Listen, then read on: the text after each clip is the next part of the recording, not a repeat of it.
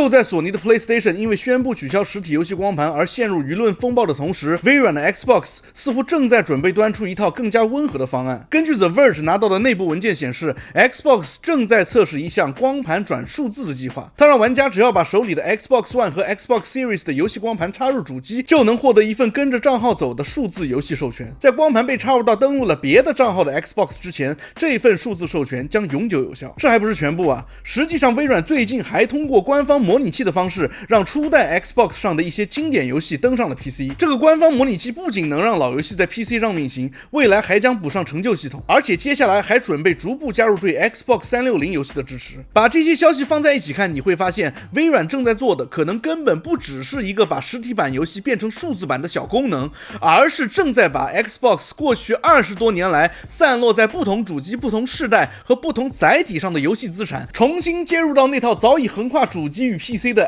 Xbox 賬號體系中，讓下一代 Xbox 主機 AKA 螺旋計劃直接支持所有5個世代的 Xbox 遊戲。有意思的是， Xbox 今天之所以能實現光盤轉數字，很可能正是利用了當年 Xbox One 時代為實體盤授權管理預留的技術基礎。當年被玩家罵到緊急撤回的 DRM 技術，如今卻以這種形式成為了微軟幫助玩家遷移實體遊戲庫的工具。但是如果因此你認為微軟不會順着索尼的勢頭放棄實體遊戲，那你就想得太簡單了。不要忘了，最早推出無光驅版 Series S， 最早用 Game Pass 推動訂閱制，最希望玩家不再購買遊戲而只為訪問權付費的，恰恰就是 Xbox。在我看來，微軟和索尼其實都想要全面數字化的未來，只是 Xbox 的手段沒有那麼粗暴。他在徹底放棄實體遊戲之前，想把現有玩家過去多年積攢的 Xbox 遊戲全部搬到自己下一代 PC 主機的生態上。而微軟之所以比任何時候都更急着讓過去留在實體光盤和舊主機裡的 Xbox 遊戲資產進入 PC 化的下一代生態，我個人覺得不僅僅是因為螺旋計劃可能沒有光驅，更是想趕在 Xbox 真正進入開放的 PC 市場之前，把20多年來積累的那些老用戶以及他們對 Xbox 賬號和遊戲庫的粘性變成一套可以帶上新戰場的籌碼。因為一旦離開了封閉主機生態的保護，下一代 Xbox 就必須面對 Steam、Epic 和 GOG 等遊戲平台對玩家時間和消費的激烈爭奪，其中最大的壓力無疑來自 Steam 以及背後進一步威脅 Windows 稱霸地位的 SteamOS 系統。所以今天的這期節目，我想聊聊，如果我們暫時拋開數字資產所有權和 DRM 的問題不談， Xbox 這一系列的操作究竟想要達成具體什麼樣的目的，以及為什麼說 Steam 才是迫使微軟親手打破 Xbox 封閉生態背後的那個關鍵因素。大家好，歡迎來到頻道，我是老九。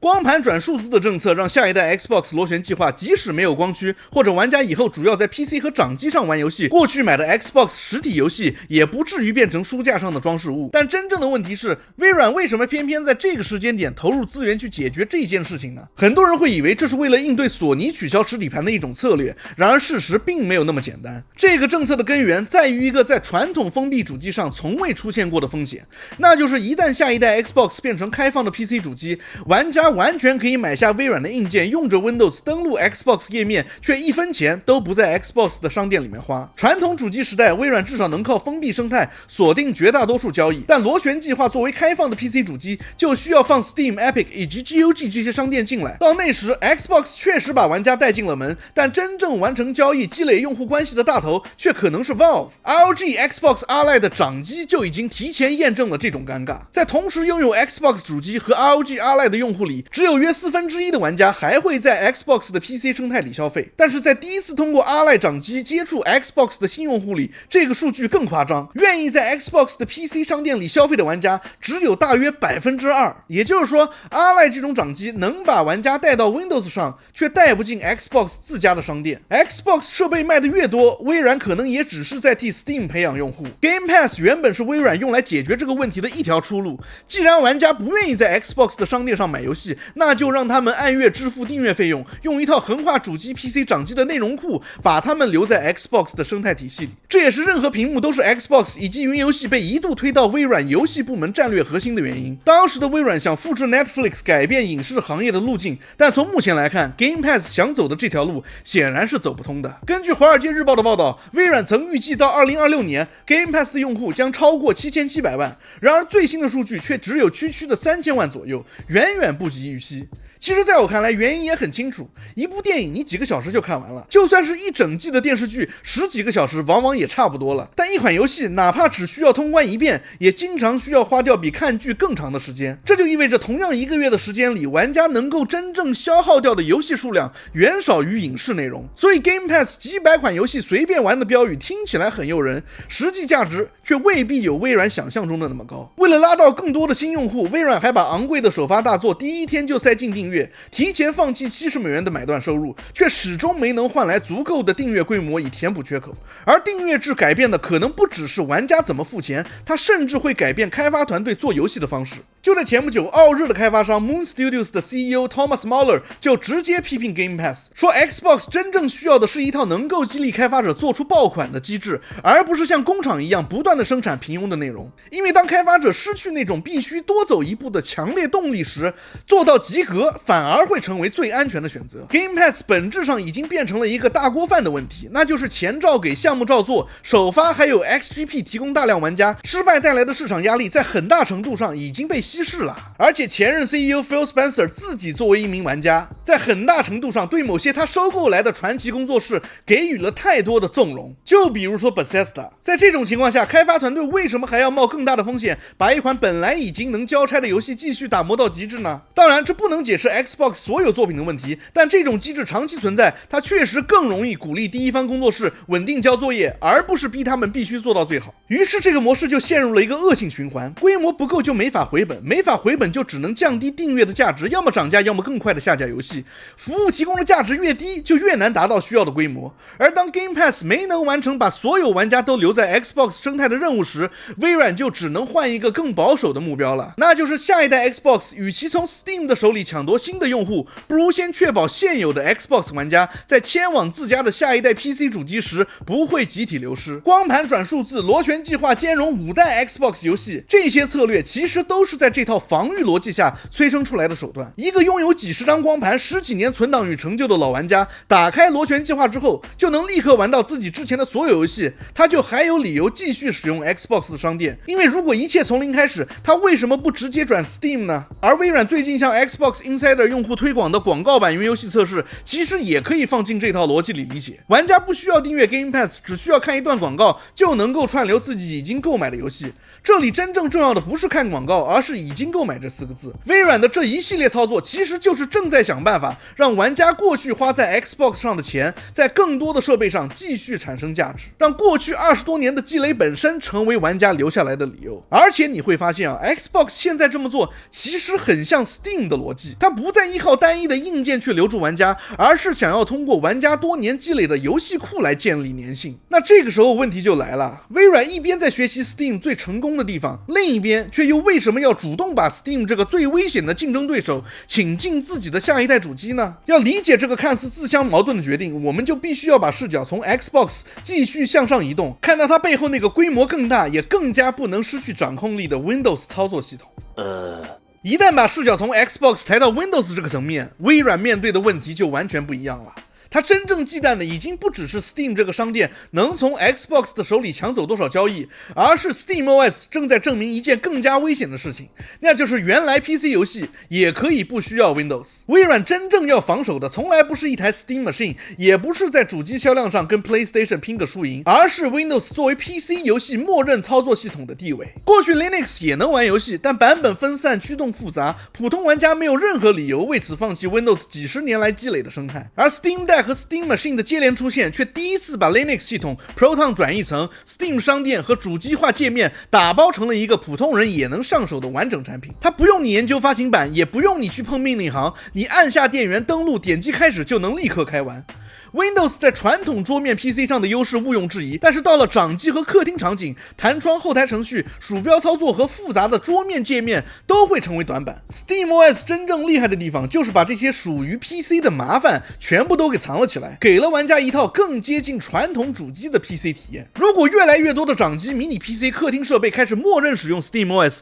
微軟失去的就不只是部分主機用戶了，而是 Windows 作為 PC 遊戲默認入口的地位。下一代開放的 Xbox 帶代號螺旋計劃，它可能因為開放生態無法補貼了，從一開始就注定是一台昂貴、受眾有限且叫好不叫座的產品。但是微軟就算虧錢，也一定要把它做出來，因為微軟必須要向所有人證明一件事，那就是裡面的遊戲版 Windows 操作系統比 SteamOS 更完整、更好用，而它的底氣就是 Windows 系統從出生到現在積累的兼容性優勢。掌機上的主機化 AI 只是一次預演，而螺旋計劃更像是微軟親自做出來的示範樣機，是一台告訴所有人遊戲版 Windows 應該長什麼樣的設備。只有這樣，微軟才能告訴硬件廠商和玩家，想要主機般的 PC 體驗，你真的不需要離開 Windows。也正因為微軟真正想守住的是 Windows， 它才有理由冒着 Xbox 商店被分流的風險，讓 Steam 進入下一代 Xbox 的生態。站在 Xbox 商店的角度， Steam 當然是最直接的競爭對手，但如果你站在 Windows 的角度上來看，只要大部分的 Steam 客戶端還運行在 Windows 的操作系統之上，那 Steam 就還是在幫助 Windows 維持作為 PC 遊戲平台的價值。微軟寧願玩家留在自己的操作系統裡，把錢交給 Valve， 也不能讓玩家為了 SteamOS 而徹底離開自家的 Windows 操作系統。這也讓我想到了前段時間關於微軟可能拆分 Xbox 的消息。The Information 曾經報道，微軟內部甚至討論過把 Xbox 拆分出去，成立獨立的子公司，甚至為未來出售創造條件。單看 Xbox 自己的主機銷量和那不賺錢甚至還在虧錢的利潤狀態，這種想法其實一點都不奇怪，畢竟在商業上沒人喜歡賠錢貨。但在我看來， Xbox 現在之所以仍然很難被微軟真正切除出去，恰恰是因為它已經不只是一門主機生意了。當 Windows 開始面對 SteamOS 的威脅時， Xbox 這個經營了20多年的遊戲品牌，反而成為了 Windows 進入掌機和客廳，爭奪下一代 PC 遊戲設備入口最好用的一張牌。而 Xbox 和 PC 之間的融合，現在其實已經反映到遊戲的開發上了。Xbox 的發行負責人已經直接告訴開發者，如果想為下一代 Xbox 做好準備，你現在就應該同時開發遊戲的 Xbox 和 PC 版本，並且支持 Play Anywhere。所以講到這裡，你會發現，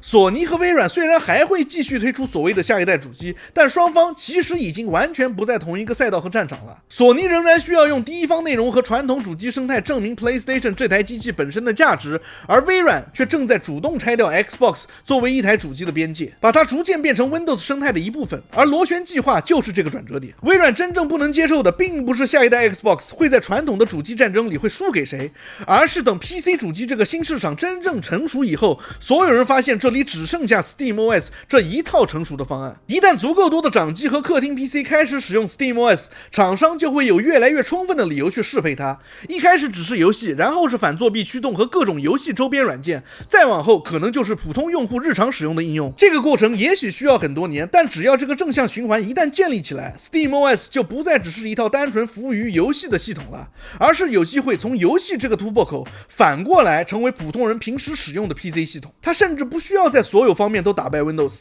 只需要做到對大多數個人用戶來說足夠好用。Windows 過去那種買 PC 就理所當然裝 Windows 的優勢就會開始鬆動。企業級市場我不敢斷言，但對於主要拿電腦上網娛樂和打遊戲的普通用戶來說， SteamOS 完全可能逐漸變成 Windows 之外的另一個選擇，這才是微軟真正不敢賭的東西。客廳 PC 和掌機在今天看起來只是 Windows 版圖邊緣的一小塊陣地，未來卻完全可能成為 SteamOS 反過來侵蝕傳統 PC 操作系統的突破口。Later. 微軟現在其實在同時完成2場遷移，一邊是用螺旋計劃把 Xbox 從傳統主機帶向開放的 PC 生態，另一邊又通過光盤轉數字和官方模擬器，把過去留在實體光盤和舊主機裡的遊戲資產一點點接入那套早已橫跨主機和 PC 的 Xbox 賬號體系。不過當光盤最終變成賬號裡的一份數字授權， Xbox 就不可避免地走向了一個更加數字化的未来。全面數字化本身沒有什麼問題，但它不應該成為廠商剝奪玩家選擇權的理由。光盤變成賬號上的授權也沒有從根本上解決 DRM 和數字所有權的問題。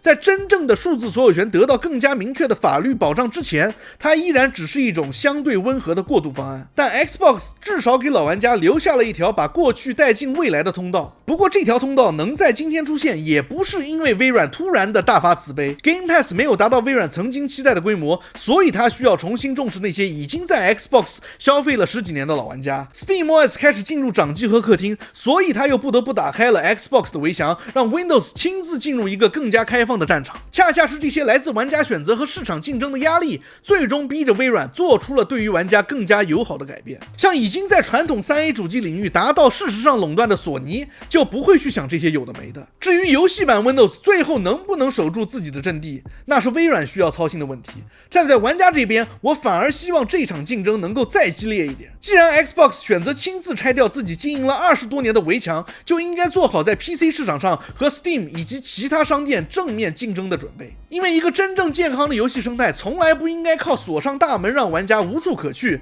而應該是在大門完全敞開以後，玩家依然願意留在你的平台。Anyways， 歡迎收看這個頻道，感謝大家的陪伴。如果你有對 Xbox 實體轉數字的看法，歡迎在評論區分享，也別忘了訂閱、關注、點讚、收藏。我們下期見 ，peace。這特好 I don't give a damn。我天，我覺得我是幫你省了100萬，天哪，特好特好，你看你自己看。